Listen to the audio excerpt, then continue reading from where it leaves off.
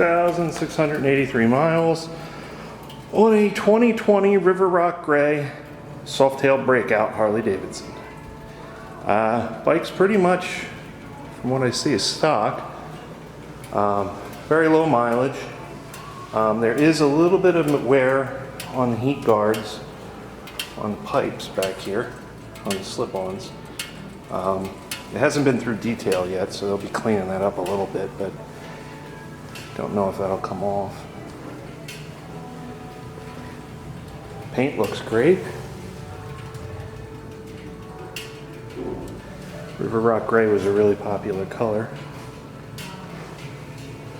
Of course, it's got the stock LED headlight. Really nice. Be able to see where you're going at night.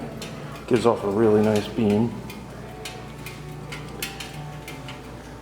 Well, if you're interested, come on in, take her for a test ride.